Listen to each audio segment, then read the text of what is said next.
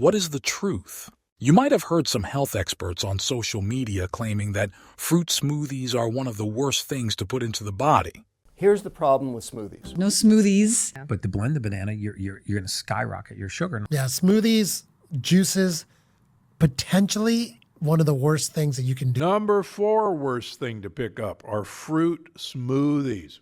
Are smoothies healthy, or are they secretly wrecking your body?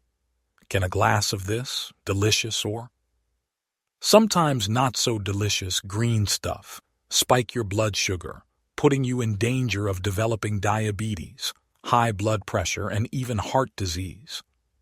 But how could something made with such natural and healthy ingredients be so unhealthy? This is confusing, right? Dr. Gundry, the glucose goddess Jessie Inchauspé, Dr. Darshan Shah, Dr. Robert Lustig, and biologist Gary Brecka are some of the online health gurus that have warned us that blending fruit destroys fiber and may spike your blood sugar levels. Some even say as much as a can of soda. And are these experts' claims backed by science? Or does the science say something completely different? In this video, we will expose the truth about what really happens to fiber, your blood sugar, and your glycemic response when you blend up your fruits and veggies into a creamy green smoothie. Welcome back to Nature Provides, the channel where we discuss how nature provides the best pharmacy to fight off many of the diseases afflicting today's modern world. If you haven't already, please help us spread this empowering information by hitting that subscribe button and ringing the bell to stay updated on this journey of enlightenment. Let's get straight into it.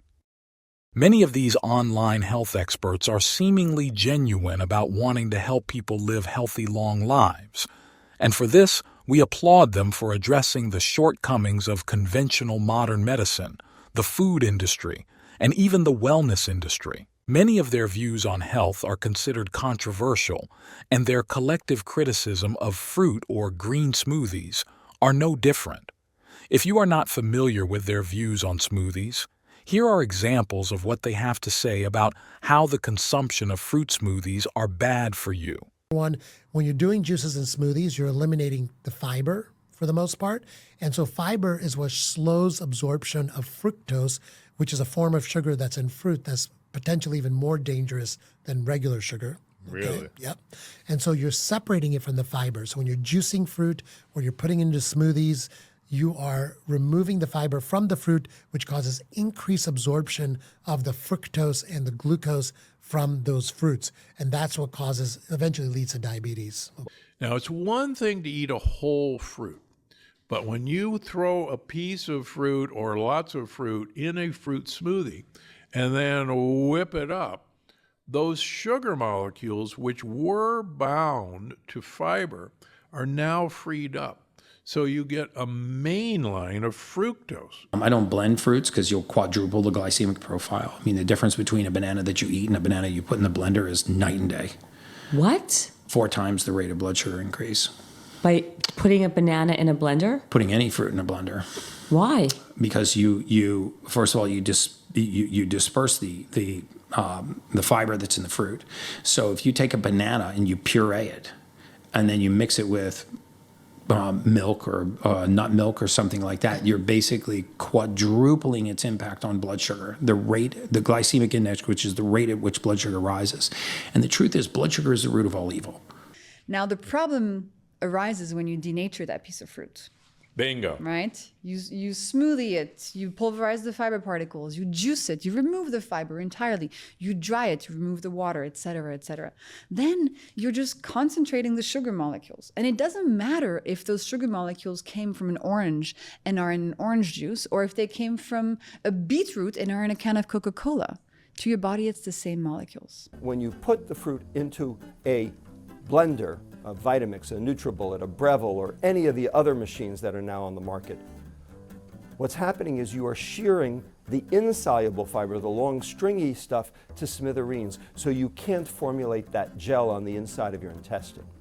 You will still get the benefits of the soluble fiber, and that means that the food will still move through the intestine faster, which means you'll get your satiety signal sooner, which is still somewhat valuable. But Of the 4 things that fiber does to help your health, you will have lost 3 of them. Now, these health gurus do have a point when talking about juicing fruit and consuming large amounts of dried fruit. Studies do confirm that most of the fiber is removed when juicing fruits, and it is an established fact that sugar is more concentrated in dried fruits. But let's get one thing straight though. Blending is not the same as juicing. When you juice, you remove most of the fiber. But when you blend, all the fiber is still there. It's just broken down into smaller pieces. Dr. Robert Lustig and Gary Brecka often claim that blending destroys fiber, making the sugar hit your bloodstream just as fast as a sugary soda. But here's the catch. Research actually shows that blending doesn't remove fiber's blood sugar benefits. It might even enhance them. Yes, you heard that right. Blending can be good for blood sugar. A recent study found that when people drank smoothies made from whole fruits, their blood sugar levels were actually lower than when they ate the same fruits whole. Why? Because blending can release more soluble fiber, like pectin from apples and berries, which slows down glucose absorption. In fact, some studies even show that blending fruits with seeds, like blackberries or kiwis, can actually lower the glycemic response more than eating the fruit whole. That's because blending releases more beneficial compounds that thicken the gut content and slow sugar absorption. So, while influencers like the glucose goddess claim that blending spikes your glucose, real lab data tells a different story. Here's the problem. Many of these so-called health experts oversimplify the science.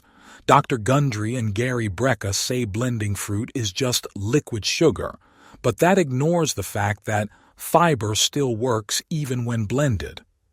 They're confusing blended fruit with juice, which does spike glucose because fiber is removed. But blending? Totally different story. Here's the takeaway. If you enjoy smoothies, keep drinking them.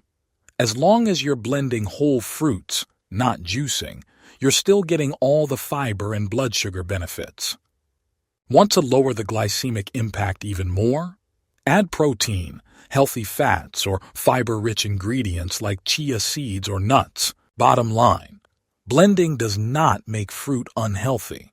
In fact, it might just be one of the best ways to get fiber into your diet. So, what do you think? Were you misled by these health influencers? Drop a comment below and let's set the record straight.